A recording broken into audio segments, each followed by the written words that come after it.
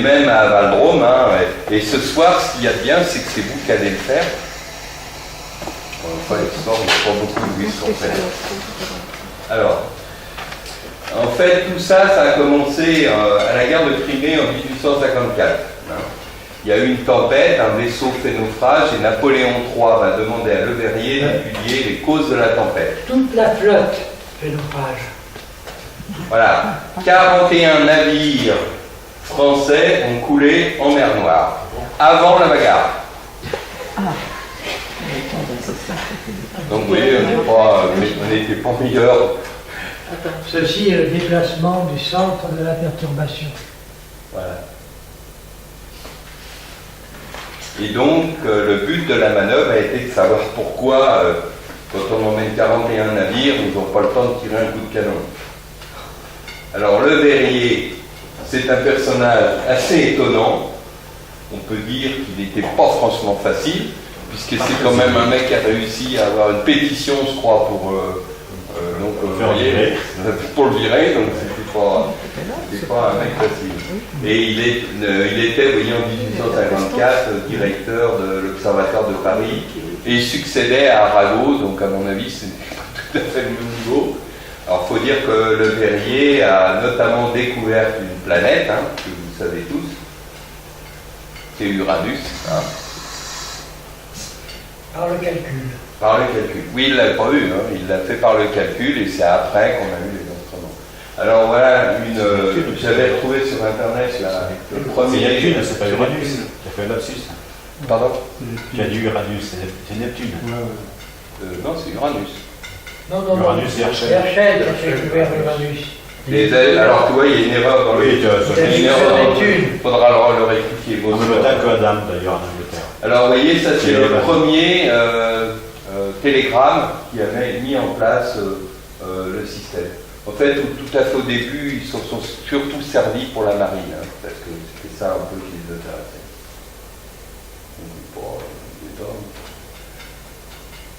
Alors René, lui, avait trouvé que l'astronome, quand il arrive près de son télescope, il y a deux trucs qui l'angoissent. Il regarde d'abord le ciel, et puis ensuite il a l'impression de postérique et de lever thermique. Alors on va regarder ça en plus près, donc je vais vous expliquer ces schémas de la climatologie. Alors le globe, c'est 12 000 km de diamètre, donc 40 000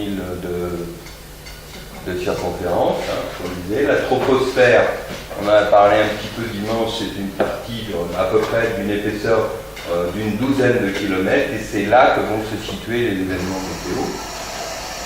Alors c'est une fine pellicule de gaz.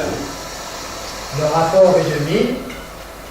Voilà. Si on représente la Terre par un globe d'1 mètre de diamètre, quelle est l'épaisseur de l'atmosphère? Pas les profs de maths.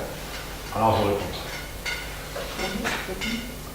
12 000 km contre 12 km. Il y a un rapport de 1000. Un globe terrestre d'1 mètre de diamètre, c'est 1000 mm. Donc, quelle est l'épaisseur de l'atmosphère? 1000 fois moins. 1 mm. Donc, 1 mm. Donc, c'est une très fine pellicule d'1 millimètre. Envoyez-vous compte, un globe comme ça, c'est 1 mm. Or, c'est un gaz en plus de cela. Donc, ce gaz, eh bien, il est chauffé, il est refroidi par le soleil, il est chargé d'humidité. Donc, sous l'effet de ces deux actions, il se met à bouillir. Eh bien, c'est ça qu'on voudrait qu'on étudie et qu'on voudrait faire des prévisions sur ce qui va arriver demain. C'est vraiment... Et alors, on met pour cela un des ordinateurs les plus puissants du monde. Et ce sont des prévisions. Madame Soleil fait des prédictions, la météo fait des prévisions. Ça va? Alors ici, j'ai représenté la Terre, le Soleil, la Terre, et puis l'ellipse ici. Alors ici, vous voyez que le globe terrestre présente la partie nord du globe terrestre, comment dirais-je, tournée vers le Soleil. Donc les rayons du Soleil arrivent directement, c'est cet endroit, c'est l'été boréal. lorsque la Terre est ici, eh bien, cette partie-ci reçoit des rayons à une incidence rasante, et c'est l'hiver boréal.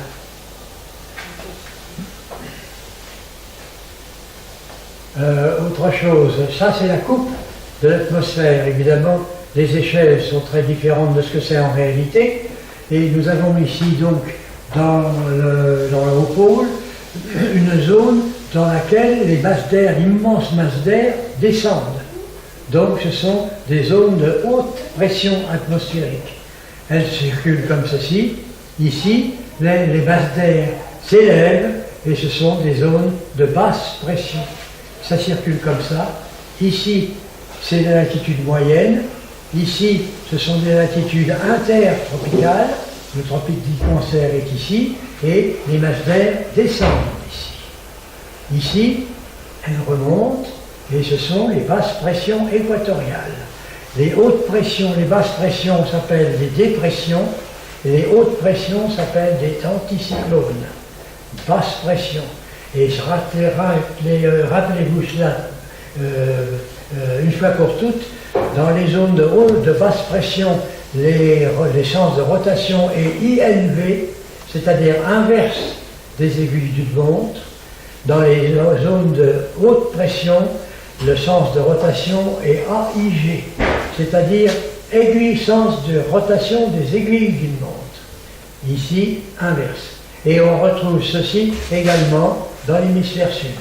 Ici, tropique du Capricorne. Voilà, haute pression, basse pression, haute pression, basse pression. On retrouve un peu ce schéma sur Jupiter. Ensuite.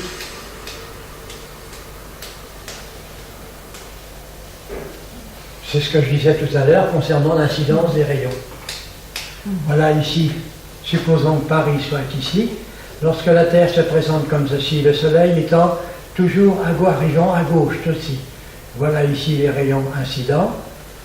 C'est l'été, la chaleur et la durée du jour est importante. Alors on va supposer, pour pouvoir comprendre ces choses-là, que la chose se présente comme ceci pour l'hiver. Normalement, l'axe de la Terre est immuable, mais pour la compréhension du phénomène, on préfère utiliser ce genre de schéma. Ici, l'hiver, voyez-vous, le Paris est ici, 49 degrés de latitude. Chaleur et lumière moins importantes que là.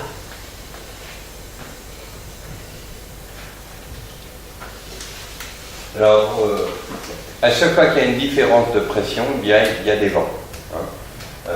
L'air chaud étant plus léger que l'air froid, ça tout le monde le sait, et la différence de pression est donc la première responsable des vents.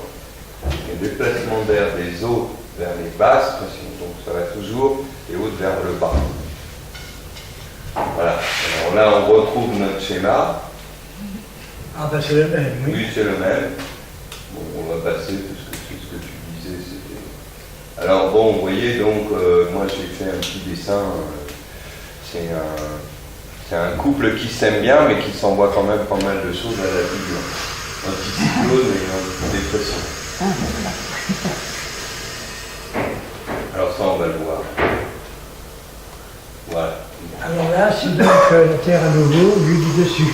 On retrouve ici ce schéma de tout à l'heure, et ici, on voit sur la Terre vue de face. Donc ici, Amérique du Nord, Amérique du Sud, le continent africain, et ici, des zones de basse pression. La ressource de rotation des zones de haute pression, l'air descend et s'échappe sur les côtés. Et comme l'atmosphère est en équilibre, si l'air descend ici, il faut bien qu'il s'écoule, il faut bien qu'il parte quelque part, et bien il monte ici.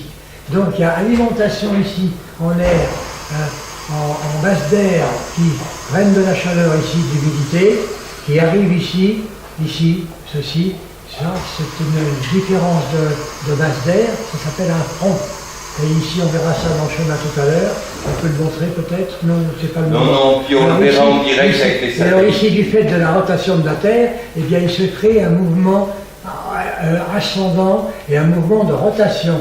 Ce qui fait qu'ici, l'air froid l'anticyclone nord-américain et l'anticyclone des Açores, les deux masses d'air se rencontrent mais ne se mélangent pas. Il y a des milliards de tonnes d'énergie qui arrivent. Et ça se dépense comme ça. Et ça, c'est la perturbation précédente, qui est comme ceci, qui s'est formée, air chaud, air froid. Ici, c'est la perturbation précédente, air chaud, air froid, et ici, la perturbation se comble et va mourir dans l'Oural, vers la Russie, par là. Si les déplacements des masses d'air sont de l'ouest vers l'est, ici, à ces zones-là, eh bien, comme il y a l'équilibre, eh bien, il y a le contre-courant équatorial, et le sens général des masses d'air, c'est est-ouest. Ça s'appelle la zone de convergence intertropicale. Pourquoi convergence? Parce que l'air d'ici converge vers là, et le sens ici, le sens de rotation dans l'hémisphère sud est inverse, donc convergence ici.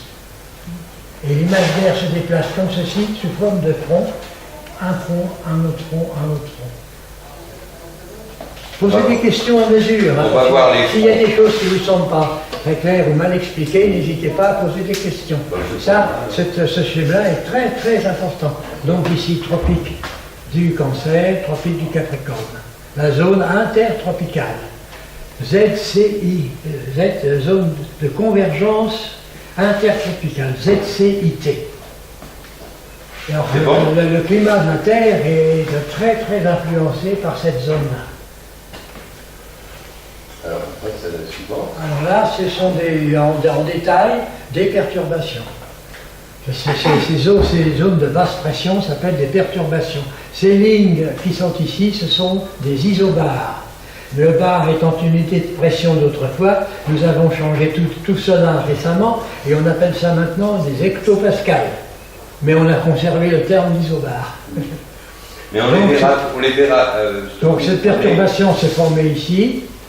Là, ici, donc le front chaud en rouge, le front froid, l'air froid ici en bleu, et le front froid a rattrapé le front chaud et ça s'appelle une occlusion, le front occlu.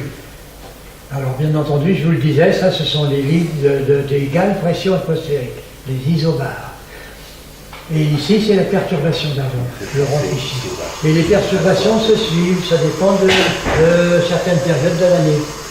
Et ce qui est surprenant, c'est que ces perturbations-là se forment sur les grands lacs américains, du conflit de cette air-là et des basses d'air d'ici et de là. Donc tout ce qui nous arrive ici 2 ou 3 jours ou 4 jours après se forme ici. Ce qui fait que cette région-ci des États-Unis est très très perturbée, avec des variations de température importantes. On verra tout à l'heure, parce que vous voyez là, René, je ne sais pas s'il les voit, vous avez des petits points, vous avez des pointes. Alors on vous fera voir tout à l'heure. Vous avez quelquefois des pointes ou quelquefois des ronds. C'est symbolique. Hein, c'est alors, symbolique, et c'est les fronts chauds. Les fronts chauds, ce sont des choses comme ça. Et les fronts froids, ce sont des pointes. Ouais. Mais on verra ça tout à l'heure sur les cartes météo en direct de Saturn 4. Alors maintenant, on va voir la coupe de cela. Voilà. Ah non, ça, ce sont d'autres cartes. Ça, c'est la même, l'expression anticyclone. Alors ça, c'est pour vous faire voir, ça a été fait le 8 janvier 1994 à midi. Et ça, c'est le 10 janvier 1994 à minuit. Donc vous voyez, ça avance vraiment relativement vite. Voilà, c'est ça que je voulais. Ah, ce sont des cartes pour les avions, les cartes aéronautiques. Alors, les stations météo sont très très très nombreuses et les indications sont très très importantes. Chaque station est équipée d'abris météo qui sont standards dans le monde entier. Et les instruments sont standards également. Et alors là-dedans, il y a des thermomètres, bien sûr, thermomètre à mercure, et le degré est représenté par une distance de 2 à 3 mm.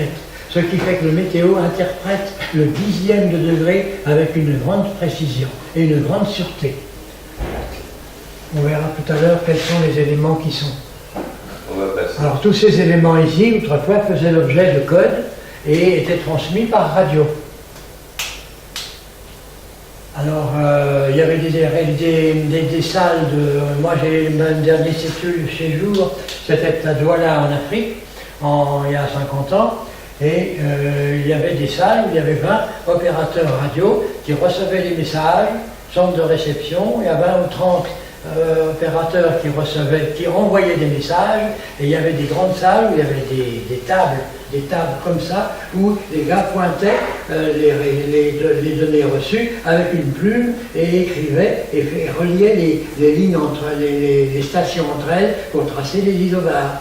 Aujourd'hui, il n'y a plus personne et tout ça est automatique. Alors tout ça est automatique et je vous ai pris. Et alors ce qui est un peu surprenant, c'est qu'il n'y a plus besoin de personne et que la population augmente énormément. Voilà. Et ça, c'est le schéma qui est utilisé en Angleterre. Hein. Alors, ce sont des processus, vous voyez. Voilà comment ça marche en fait.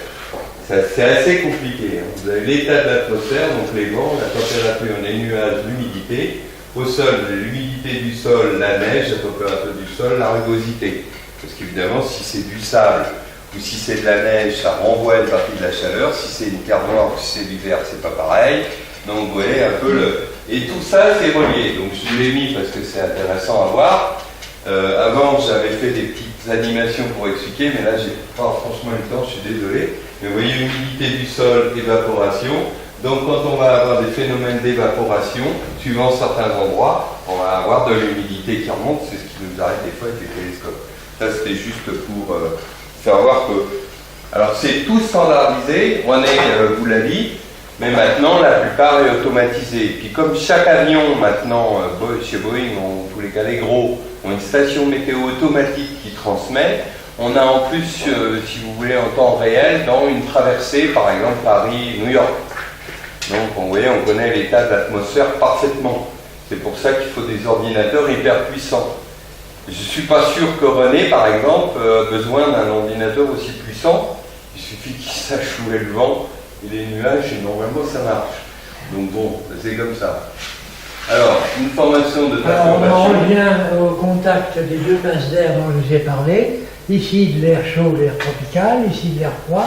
Ces deux masses d'air ne se rencontrent, mais ne se mélangent pas au début. Et en raison de la force de Coriolis, qui est maximale à 45 degrés d'altitude, quelques temps après, voilà ce qui se produit. Ça se met à tourbiller, mais les masses d'air montent et tourbillonnent comme ceci.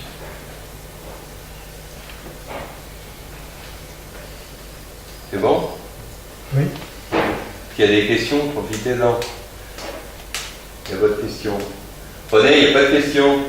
C'est dommage. Ah bah oui. Alors on va voir. Alors là, la perturbation, là voilà. Voilà ici le centre d'une dépression et le centre alors un front chaud ici. L'inclinaison d'un front chaud, c'est 5%, voyez-vous. Alors tout ça, c'est l'air chaud. Plus ici, un peu moins chaud. Et ici, c'est le front froid. Le front froid, le front est une limite de masse d'air, le front froid ici. Et chaque front est caractéristique par des nuages. Alors au début que ça arrive, ce sont des nuages élevés, jusqu'à 10-12 000 mètres. Ici, les cirrus, des nuages élevés. Ici, ce sont des nuages moyens, alto quelque chose. Et ici, là, ce sont des nuages bas. Ici, il pleut. Les altos. Ça s'appelle l'intervalle, des cumulus. Alors, le sens est-ouest, bien entendu, dans la zone tempérée, et là, le front froid ici. 10%. Alors là, ce sont là, il pleut ici aussi, et voilà des nuages caractéristiques d'un front froid. C'est-à-dire que des altos quelque chose, et ici, un cumulonimbus, un nuage d'orage. On reviendra et sur alors ici, là, ici, voilà les échelles. 0, 200, 400 km. 0, 200. Entre les deux, l'intervalle. Alors derrière, ça s'appelle la traîne. Comme cette perturbation est passée, il est possible que 2 jours ou 3 jours après, il y en a une autre qui arrive. Le ciel de traîne est le ciel préféré des météos de la télé. Ah voilà, chaque station dans le monde entier fait toutes ces observations. Faisait. Ah oui. Ben, ils le font toujours, mais c'est transmis autrement. Alors ça, ici, c'est en huitième, le ciel en huitième couvert. Ici, c'est la direction du vent, c'est-à-dire 45 degrés. Ici, la force du vent, 10, 20, 15 nœuds. Toujours en nœuds en raison de la division hexagésimale des 360 degrés. C'est extrêmement pratique. Ça, c'est la tendance. La tendance en 1,6 millibars, en tendance en hausse. Ça, c'est la température. Ça, c'est le point de rosée. C'est lorsque l'air est saturé, il y a condensation.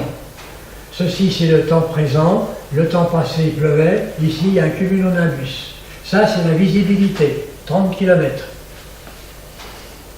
Question? Bon, voilà. Ça, c'est universel. Et alors,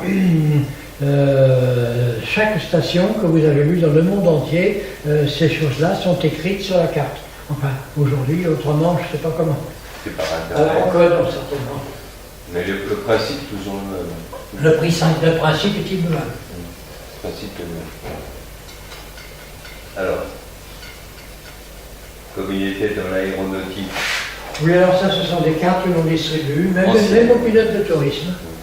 Donc, ici, les isobars, ici, les formations nuageuses, et ici, les jet stream.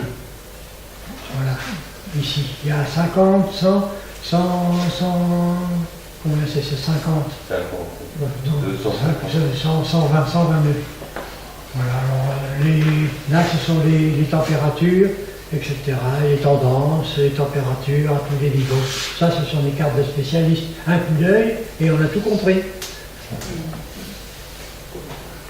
Et le chef pilote de l'aéroclub, il veille que le pilote qui va partir a bien été à la météo, ou a bien regardé son ordinateur pour emporter avec lui ce type de carte. L'aviation, c'est très très surveillé et très sérieux. Alors ça, c'est une idée qu'on peut avoir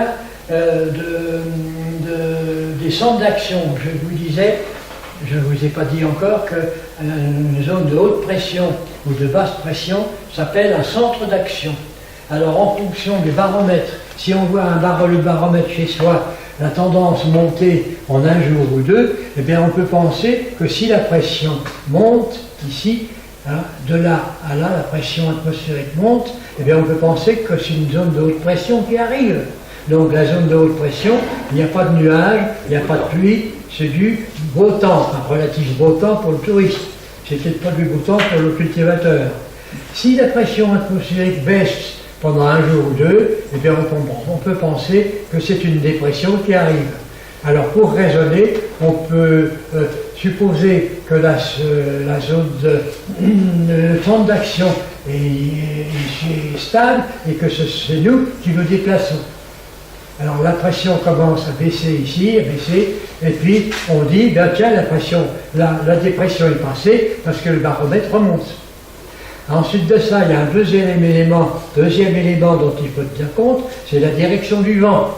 Ici, par exemple, la rotation est comme ceci, la pression monte d'ici à là, mais le vent est ouest. Où sommes-nous quand le vent est ouest? Ben, on est là. Alors la pression monte, le vent est d'ouest, c'est du beau temps qui arrive, etc., etc.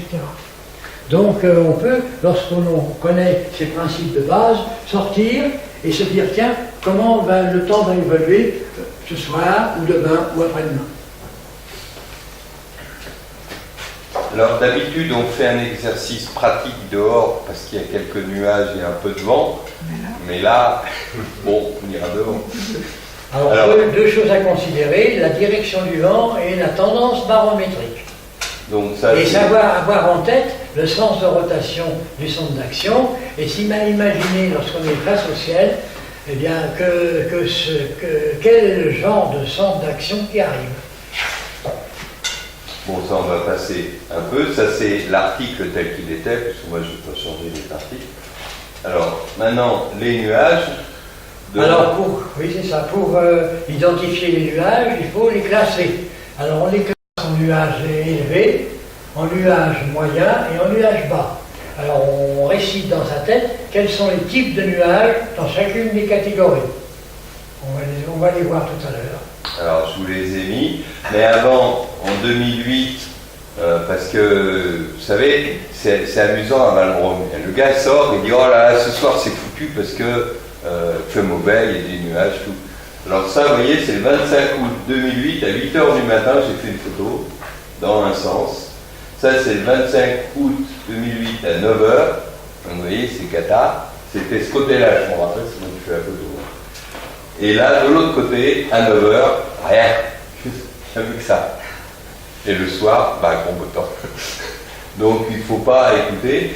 Alors, les nuages, vous avez là les lettres qui permettent de les retrouver. Hein. Je les ai un petit peu classés. Donc, les cirrus, cirrocumulus, cirrostratus, altocumulus. Tout ça, ce sont des nuages élevés. Voilà. Alors, quand on les connaît, on les récite. Quand on les voit, on récite ce qu'on sait. Ça, ce sont des nuages moyens. Et ça, ce sont des nuages bas. Alors, par exemple, le stratocumulus, j'ai entendu plusieurs fois des gens dire que le strato, c'était très haut. Non, strato, strate, comme les couches, faut le savoir. comme les couches géologiques. Voilà. Strate, ça veut dire des couches. Donc, stratocumulus, ne pas confondre avec cirrus, par exemple. C'est pas la même chose. Voilà. Alors, les voilà, hein, vous les retrouverez sous Wikipédia. Ça vous donne une idée de l'échelle. Les cirrus sont très très hauts, hein, plus de 10 000 mètres. Vous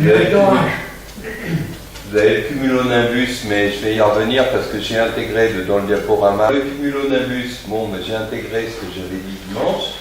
C'est un nuage qui peut être très très haut. Et son identification, contrairement à ce qu'on pense, est très difficile. Ça dépend de la couverture nuageuse. Voilà, s'il est loin à 100, 150, 200 km, on le voit très bien. Sinon, si on est presque dessous, on ne le voit pas. Voilà, c'est pour ça qu'il est difficile. Alors, son poids, 300 tonnes. Lorsque j'avais rencontré un ingénieur météo à l'Égoile, il m'avait dit 1000 tonnes, sans aucun problème pour les gros. Hein. Donc, c'est une usine thermodynamique. Alors, les vents de 130, il m'a dit que ça pouvait même aller beaucoup plus haut. Hein. Donc, vous voyez, c'est une énergie, donc ceux qui ont vu le diaporama dimanche connaissent déjà. Chaque seconde, un gros cumulonimbus va aspirer 700 000 tonnes d'air par seconde, on a du mal à imaginer, et a donc absorbé 8800 tonnes de vapeur d'eau. On va donc avoir une espèce de... C'est une machine thermodynamique absolument invraisemblable. Et tout ça, ça peut restituer sur Terre environ 4000 tonnes d'eau sous forme de grêle. Donc c'est à peu près ce qu'on a dû avoir il n'y a pas longtemps ici à Madron. Ça a lavé les voitures. Enfin, la grêle est quand même restée pendant un moment. Hein. Heureusement qu'il y a une deuxième tournée qui a lavé le sol. Ça devait être de l'air chaud. Alors vous voyez, ce nuage est caractéristique. En fait, sa forme d'enclume, c'est parce qu'il arrive tout en haut, il va toucher la couche supérieure, donc il va s'étaler. Alors ça, j'ai trouvé ça en Angleterre. C'est assez étonnant. Voilà comment ça marche. Les courants intérieurs sont très très puissants et les avions évitent ces nuages, même les avions modernes. Alors il faut quand même savoir que là, actuellement, un avion de ligne est foudroyé 2 fois par an en moyenne. Ils ont des radars météo qui leur permettent d'éviter les cumulonimbus. Oui, ça, il faut tout ce qu'ils peuvent pour les éviter. Alors, ce qu'il faut savoir aussi, c'est que, bon, ça on l'a dit dimanche, mais il y a entre 1000 et 2000 orages en permanence sur Terre. Et évidemment, si vous êtes dessous, vous êtes lavé, quoi. Et en Europe, il y a en permanence 35 000 avions dans le ciel. Voilà.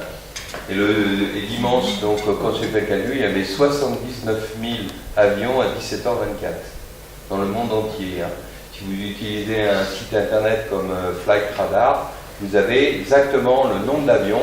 Vous pouvez cliquer sur un avion, vous savez d'où il vient, à quelle compagnie il appartient. Et vous savez quelle année il était affrété, qu'il a été revendu, et tout. Non, ça je sais pas, c'est la version pro. Mais pour la version gratuite, tu peux. Moi, la version gratuite, je l'ai ça. Tu l'as? Ah, tu vois. Et je trouve ça, moi, assez passionnant. Bon, on va passer. Donc, le bilan énergétique, qui plaît énormément à René. Donc. Alors, les heures ici, 6, 12, 0 Alors ici c'est la courbe, je ne dis pas bien, c'est La température maximale. alors ça oui, ça c'est la radiation. Et voilà la température. La température minimale, elle est de à peu près un peu plus de 6 heures heure solaire, c'est-à-dire 8 heures. C'est-à-dire l'heure à laquelle 4 millions de Parisiens attendent le bus ou le tramway. Donc, c'est pas très confortable. Les gens reviennent à 18 heures. Or, c'est 15 heures, c'est l'heure à la température est la plus élevée. Le matin, ils ont froid, ils prennent une petite laine, ils ne savent pas pourquoi il fait froid, et ici, ils ne savent pas pourquoi la petite laine, il faut la enlever, parce qu'il fait très chaud. Donc, ces 2 heures de décalage nous fait voyager dans les conditions les plus inconfortables. Alors, soi-disant que c'était pour faire des économies d'énergie, d'électricité. Or, la France est celle qui consomme le plus d'énergie électrique en Europe. Mais la publicité pour le chauffage électrique est interdite dans tous les pays européens, sauf chez nous. Alors, il y a beaucoup de... Moi, j'ai pas résisté parce que... Bon, chaque fois qu'il y a une éclipse de soleil, je pense que Philippe téléphone à René pour lui demander quelle est la prévision météo pour les 3 minutes qui vont concerner. Vous voyez, c'est à peu près ce qu'on demande en fait. On demande des choses impossibles, quoi. On est loin, on ne connaît pas, puis on veut une précision absolument invraisemblable. Voilà, je l'avais mis là pour l'éclipse, mais ça serait en Australie ou en Chine. En fait, les gens veulent... D'ailleurs, vous avez la démonstration si vous regardez Roland Garros, puisqu'à Roland Garros, alors il paye très très cher, puisqu'il y a un ingénieur météo en permanence et une station, pour savoir si à 10 minutes près, on peut jouer sur les cours. Et ça marche. Et ça marche, bah, évidemment. Après, pour payer, ça doit être autre chose. Hein, mais bon, vous voyez, il y a des choses que ça marche. Mais ils sont capables à 10 minutes. La prévision à 8 jours est plus compliquée. Hein. Alors ça, vous avez d'excellents, je vous recommande le site Luxurion sur Astrosoft pour tout un tas de trucs encore. Hein. Et puis l'entreprise Météo France, alors ce petit livre est en vente. Alain Gillot-Pétré, vous savez qu'il a décédé, avait participé à l'Égoile. Si vous avez l'occasion d'aller sur le site de l'Égoile, allez-y parce que c'est assez extraordinaire. Alors là, bon, il faut emmener un maillot de bain et un pull vert. Parce que c'est le ski. Voilà. Bon, l'hiver, il ne faut pas y monter. Et vous avez une station météo, elle est soutenue, ils vendent un DVD ou un CD, mais il est totalement inutilisable, il n'a pas été remis en état, et c'est dommage parce que c'est quelque chose d'assez extraordinaire. Et il y a un projet pour le fermer. Oh bah oui, en France. Je suis allé signer une pétition. Oui, mais moi aussi je vais signer. Oui, bon, oui, tout ce qui peut servir à quelque chose en France, on ferme. Donc voilà, je vous souhaite. Alors après, ce qu'on va faire, c'est fermer ça. Et puis René va nous les commenter. Alors vous voyez, c'est pas truqué parce que là, ça sera en direct. Hein. Il n'est pas d'accord. Quoi, je vais parler d'une manip pratique. Oui, non, on va faire une pratique, oui, mais avant... Travaux pratiques dehors. Oui, mais avant, ce qu'on va faire, c'est on va aller faire un tour sur certains sites météo que j'aime bien. Alors, Wetter Central, c'est allemand. Au Francfort. Gratuit, c'est important. Et très circonstanciel, beaucoup de détails. Voilà, et vous avez là... Révision à 8 jours. Voilà, là vous avez en direct la situation météo. Tu peux peut-être la commenter si tu la vois. Non, pas bien. Tu la vois pas bien. Ben, ce qu'il vous disait tout à l'heure, c'est que ça part des États-Unis. Alors, il y a 2 jours, j'aurais voulu l'enregistrer, c'était invraisemblable. Par contre, on peut la commander si elle est animée. Si ça bouge. L'animation. Non, on peut l'avoir, mais sur route. Depuis les 6 heures. Il faut confirmer ce que On vous doit avez pouvoir dit. l'avoir. Il faut le trouver, c'est tout. C'est maintenant Là. ça Oui, ça c'est maintenant. C'est en direct. C'est en direct, ça. Ça c'est en direct. Hein. Et je sais pas si c'est pas ça. Non, c'est pas ça. Je sais pas où c'est le site. Je ne veux pas vous faire perdre de temps parce que je sais pas où c'est. Donc ça c'est en direct, hein, c'est le satellite en direct. Donc il doit être mis à jour tous les demi-heures. A priori c'est anticyclonique. Hein. Oui, bah oui, c'est anticyclonique. Il n'y a pas de nuages, très peu de nuages quand c'est des zones de haute pression.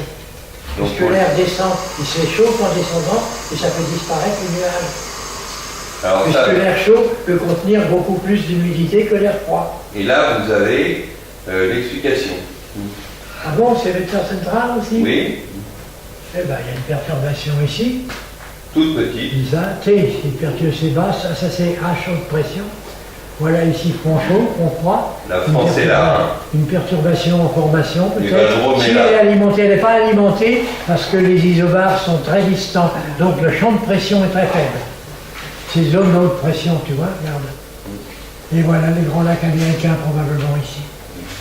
Alors, vous voyez ce qu'on vous disait, vous voyez, vous avez des ronds qui simulent les fronts chauds et des triangles qui simulent les fronts froids. Voilà. Et alors ici, quand on a des bons yeux, eh bien on peut lire tout ce qui se passe ici. On peut grossir. Voilà, il faut faire donc vecteur central DE. C'est intéressant, c'est une météo sonore. Après, ça manque en France, mais on pourrait aller chercher toutes ces cartes. Ah, Mais c'est c'est pour toujours- l'Allemagne, c'est pas pour la France. Ça c'est compliqué ça. C'est assez Les compliqué. spécialistes qui peuvent interpréter ça. Ça, qui nous intéresserait Ah, voilà. énormément à Valbro, Ça c'est intéressant. mais ça n'existe pas en France. Alors voilà les pressions atmosphériques, baisse de pression, haute pression. Ça ce sont la direction des vents. Et bon, Voyez-vous, vent nord c'est bon signe. Ici les vents, ça je ne me rappelle plus ce que c'est. Qu'est-ce que c'est? Ça c'est des prévisions de quoi ça? C'est la température. température et la pluie, il n'y en a pas. Oui, si. Il y a une température. Pour 8 jours, vous voyez les dates. Alors rassurez-vous, si vous êtes connecté sous Internet, vous pouvez sous Météo Ciel télécharger un logiciel qui va intégrer ça chez vous faire voir. Parce que moi je suis adhérent à Météo Ciel. Donc, je vais passer sur Vecteur Central, c'est pas dur, vous tapez Vecteur Central, vous l'aurez. Alors il faut trouver Météo Ciel. Bon, vous inquiétez pas, je me connecte, mais je ne peux pas faire autrement. Je vais faire ici dessus. Donc, enfin, si ça peut vous intéresser, moi quand je suis sur Champs-Rousse par exemple, je donne l'état du ciel, c'est-à-dire je mets dehors, je regarde ma station météo, je donne la température et l'état, par exemple, il neige depuis 23 heures ou autre, très simplement. Ce qui permet aux gens de regarder, s'ils regardent sur Champs-Rousse, de savoir que bah, il neige, la température est de temps, le vent, malheureusement, je ne suis pas équipé, donc on met ce qu'on peut. Alors ça, c'est pas le problème. C'est intéressant, mais c'est pas ce qu'on veut. Tout à l'heure, René vous a parlé des isobars. Voilà les isobars pour la France.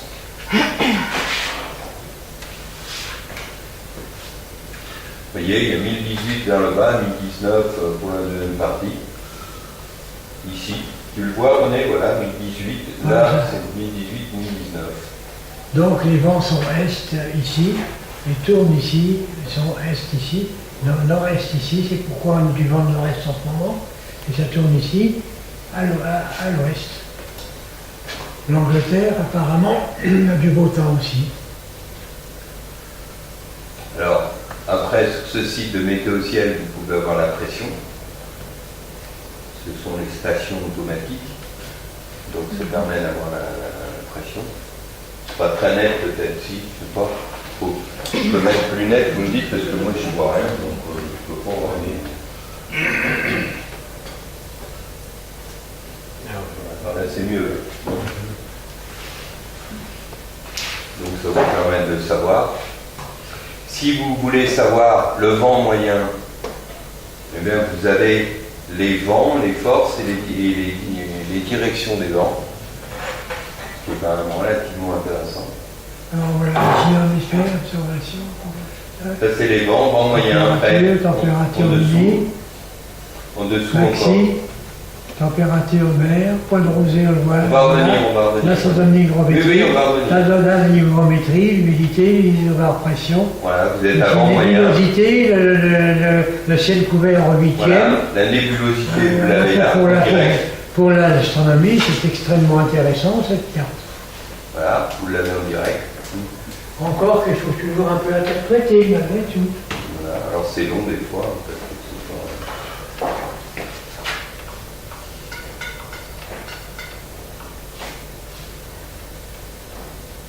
Voilà la nébulosité. Vous pouvez avoir l'humidité. Ça pourrait être affiché tous les jours, ces cartes-là, non? Il faudrait les imprimer, c'est tout, bien sûr. Vous avez l'appui sous 24 heures. Si ça vous intéresse, je vous fais voir pour l'ensoleillement. Là, il n'y a pas de souci sur l'ensoleillement. Ça se mesure en heure? Voilà. Ou en portion de ciel? En huitième de ciel, non? Non, c'est la carte que l'on donne à la télé là, pour, je sais plus quoi, là, pour pas cramer au soleil. Quoi. Ah, pour le... Plus c'est, vous voyez, là par exemple c'est Saint-Étienne. Quand ce sont des stations météo, très souvent ce sont des stations météo d'amateurs qui sont reliées à Internet. Et comme elles sont permanentes. Donc vous en avez quelques-unes. Et puis vous avez aussi les stations météo, par exemple, je pense qu'il doit y avoir Grenoble, Saint-Jouard, donc les aéroports. Non, là vous avez le Vertou, voilà. Vous voyez, vous avez Grenoble, Saint-Jouard, c'est l'aéroport officiel de Grenoble. Et donc ça fonctionne avec tous les aéroports. Alors si vous êtes sous Linux, vous avez, pour ceux qui ont Linux, vous avez un petit logiciel qui vous permet, en mettant par exemple le nom et le numéro de la station, d'avoir chez vous en direct, en permanence, tout ce qui se passe à la station météo. Et vous voyez, ça va assez loin puisque nous, on a ici l'aéroport du Versou, qui est un aéroport pour les petits avions. Donc c'est intéressant. Et puis si vous cliquez, vous avez le tableau complet de ce qui se passe au Versou. Vous pouvez l'avoir par exemple pour le 31 juillet ou le 20 juillet par exemple. Donc c'est un site qui est peu connu, qui est très très bien fait, à mon avis. Vous voyez, je vous le donne. Donc comme ça, vous pouvez suivre, et ça c'est extrêmement intéressant. Vous avez, le satellite, je vais vous faire voir ce que c'est, voilà. C'est la situation vue du satellite, je crois que c'est Météosat, Sumetsat, ça. Donc on peut l'avoir en infrarouge. Donc vous voyez la couche nuageuse, il y en a un tout petit peu sur la France, là. On la voit qui se déplace. Vous avez les impacts de foudre. Alors si vous voulez la foudre en direct, il faut vous abonner à Météo Orage. C'est très cher. Et donc moi je sais que je ne l'ai pas. Mais par contre, Météo Orage sous-traite. Et bon, ça sont des... Donc vous voyez là, il n'y a rien. Et je ne sais pas si ça marche encore. Un radar des précipitations. Et vous pouvez télécharger, alors je vous fais voir parce que comme je suis adhérent au truc, c'est intéressant. Vous pouvez normalement télécharger un logiciel gratuitement. Je ne sais plus où il est, il faut chercher. Il est par là. Le logiciel GFS qui va vous récupérer les données de Wetter Central pour mettre chez vous. Et vous aurez ce type de carte. Et là, vous aurez les températures, les précipitations, la nébulosité, la température à 850 hectopascales, les orages, le géopotentiel, donc l'électricité statique, les vents, etc. etc. C'est extrêmement intéressant. Et puis, si vous voulez observer, vous pourrez toujours aller sur observation. Vous pourrez après choisir votre patelin. Si on tape Valbrome, par exemple, voilà Valbrome. Donc voilà la météo qui est prévue pour mercredi, grand soleil, jeudi, grand soleil, vendredi, grand soleil, et samedi, la direction des vents. grand soleil. Et vous avez la direction des vents qui est donnée. Si l'anticyclone se déplace de l'ouest vers l'est, ici, ça devrait passer un peu au sud et espérons vers l'ouest après. Et en plus, vous avez la pression, l'humidité. Qu'est-ce que ça donne pour la direction du vent là, demain? On est quoi Mercredi. Là, c'est quoi? C'est nord. Hein? Dans le sud-ouest, demain 14h, sud-ouest 201 degrés. 17h, 213 degrés, 20h, 211 degrés, donc je vous dire. Ça change à 2h du matin, sud-est, 108 degrés. 108 degrés, c'est les degrés, 97 et tout. Donc, Et la force du vent? alors la force du vent, c'est 5. 5 nœuds. Moi, ça doit être 5, je sais pas si... C'est en nœuds ou en kilomètres? Ah, ça, je sais pas. Je croyais que c'était... C'est important. je croyais que c'était en kilomètre-heure, moi. Hein. Pardon. Il me semblait. Oui, pas en kilomètre-heure. Oui, c'est kilomètre-heure. Hein. C'est en kilomètre-heure. Tu poses une bonne question, tu vois, je ne t'ai même pas posé le... Mais moi, j'utilise en kilomètre-heure. Et après, vous avez les rafales. Donc, vous voyez, il n'y a pas de rafale. Alors que la dernière fois, tout le monde ici m'a fait, parce que ma station météo, bon là elle est niquée, elle a pris l'orage, on n'en parle plus, elle est morte. Mais j'avais 11 km de vent moyen et des rafales à 30-35. Bon, je suis en bas et quand j'ai regardé Météo France, pour eux les rafales étaient à 50. Or, en circulant autour des télescopes, j'entendais des rafales à 100 km/h, pas des ouragans quoi. Non, il faut doucement. Pour rester... Et les vents thermiques sont exprimés comment, ceux qu'on avait avant-hier? Ça, c'est pas marqué beaucoup. Alors là, ça s'appelle autrement, ça s'appelle pas rafale, non? Non, c'est pas. Parce qu'il y avait des vents thermiques considérables avant-hier. Les thermiques, c'est particulier. Vous avez un autre site aussi qui est très bien fait, qui va évoluer dans quelques temps. C'est LR37. C'est toujours un site météo. Je ne peux pas tous vous les passer. Il va changer de nom. Hein. Mais celui-là, il est bien parce qu'il utilise aussi les bateaux qui sont ancrés au large des côtes françaises. Vous en avez un autre qui est très bien fait aussi, qui est Météox. Vous voyez, moi, ça va là. Quand il fait mauvais à Chambord, j'ai que ça à faire, donc je regarde la météo. Et là, Météox, c'est intéressant parce qu'on a des simulations. Bon, là, il est simulé sur... Vous voyez, on voit la couche nuageuse qui passe un petit peu extérieure. Et puis il y en a un qui intéresse les astronomes. C'est... Comment il s'appelle celui-là? Voilà. C'est celui-là. C'est Météo Blue pour les astronomes. Les astronomes sont très friands de ce genre de choses. On va lui mettre Valrhone. Donc ce soir, c'est vous qui faites le bulletin météo. Hein. Vous pourrez leur dire le signe, les nuages hauts, les nuages bas, et vous voyez, il n'y a aucun nuage, sauf vers 20h, 21h, 21% de nuages bas. Et puis après, à partir de 21h, il n'y a plus rien. Ce qui veut dire que vous avez intérêt à participer à la conférence. Vous voyez, après, il n'y a pas rien du tout. Donc on a les deux, je crois qu'on doit avoir un deux. C'est intéressant. Celui-là, je ne sais pas quoi c'est. Mais bon, il est bien fait quand même. Ça vous donne la température par heure et tout le volume de nuages. Donc c'est quand même relativement intéressant pour les copains qui font de l'astronomie. Alors après, il y a d'autres sites météo, mais quand même beaucoup plus compliqués. Donc, moi, je vous recommande de télécharger le logiciel qui est gratuit de Météo Ciel. Parce que comme ça, l'analyse est faite. Donc c'est quand même compliqué. Prenez. Oui.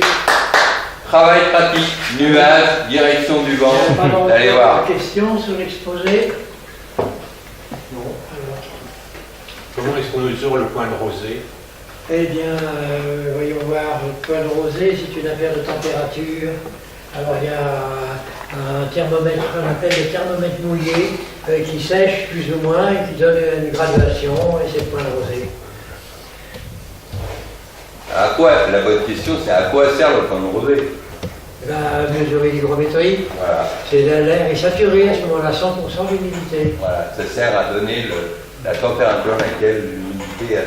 Pour les appartements, les logements, il existe un instrument de mesure qu'on appelle un euphorimètre. C'est un instrument qui a deux aiguilles. Il y a une aiguille ici qui donne la température, et ici qui donne la température, et ici le point de rosée. Et lorsque les deux aiguilles se croisent dans un placement nettement indiqué sur le cadran, c'est le confort maximal. Voilà. Et le confort maximal, c'est à peu près 21 degrés et 60% d'hygrométrie. Humidité relative. Dans certains pays où j'ai été autrefois en Afrique, c'était jamais là.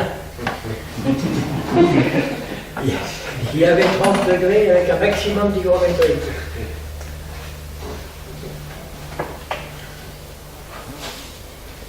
Il y a des thermomètres maxima, minima, c'est intéressant pour savoir quelles ont été les valeurs de la température maximale le jour et la minimale la nuit.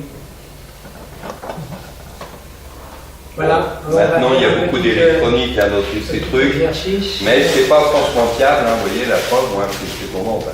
Alors, c'est quand même des stations météo qui peuvent coûter, pour la mienne ça va, mais une station météo de ce prix-là. On en a une à Champs-Rousse qui appartient à Guillaume Séchec et Météo. Je crois qu'elle lui coûte 2500 €. Et nous, on a des rafales, on a une rafale de vent à 130 km/h, ça tout au portée. Donc c'est quand même un peu limite. Ça fait cher la station. L'instrument n'avait pas prévu la rafale. Ah non. Il faut en acheter un autre. Il va l'acheter. C'est ton chapeau. Ah, mon chapeau. Alors maintenant, oui.